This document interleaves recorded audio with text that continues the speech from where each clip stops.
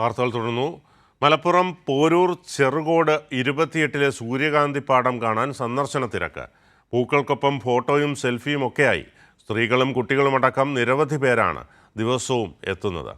ഈ റിപ്പോർട്ടോടെ ഈ വാർത്താ ബുള്ളറ്റിൻ സമാപിക്കുന്നു. അടുത്ത വാർത്തയുമായി സിജു സുഗതൻ ചേരും.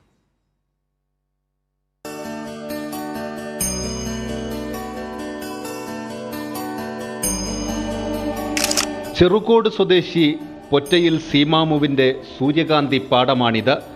2 ഏക്കർ സ്ഥലത്താണ് കൃഷി.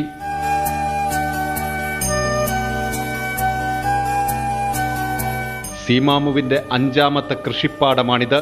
സുഹൃത്തുക്കളും പങ്കാളികളായിട്ടുണ്ട്. കൃഷിയോടൊപ്പം ചെറിയ വരുമാനവുമെന്ന് കരുതിയാണ് സന്ദർശകർക്ക് തുറന്നുകൊടുത്തത്.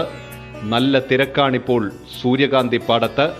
സൂര്യകാന്തി പറഞ്ഞാൽ ഗുണ്ടൽപേട്ടയും തമിഴ്നാടൊക്കെ പോണത് കാണണമെങ്കിൽ അത് കാണാതിരിക്കാൻ നമ്മുടെ നാട്ടിലെ ആൾക്കാർക്ക് 10 രൂപ 20 രൂപ 30 രൂപയൊക്കെ മുടക്കിയാണ്ടൊന്ന് വന്നുകാണ്ട് സന്ദർശിച്ച് കുട്ടികൾക്കും മറ്റൊക്കെ ഫോട്ടോ എടുത്ത് പോകാനുള്ള പരിപാടി മാത്രമാണ് ഉദ്ദേശിക്കുന്നത്.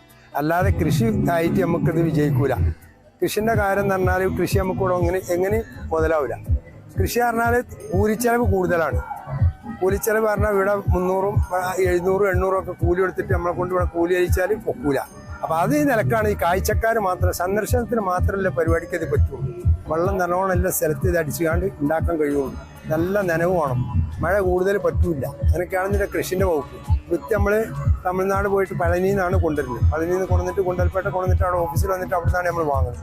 ഗുണ്ടൽപേട്ട്, പൂക്കോട്ടുംപാടം, ഇളങ്കൂർ, മഞ്ചേരി, മുട്ടിപ്പാലം എന്നിവിടങ്ങളിലും സീമാമു സൂര്യകാന്തി കൃഷി നടത്തി വിജയിപ്പിച്ചിരുന്നു. ഇപ്പോൾ കൃഷി വകുപ്പിൻ്റെ സഹായവുമുണ്ട്. പ്രദർശനത്തിൽ നിന്ന് ലഭിക്കുന്ന വരുമാനത്തിൻ്റെ വിഹിതം ജീവകാരുണ്യ പ്രവർത്തനങ്ങൾക്കാണ് നീക്കിവെക്കുന്നത്.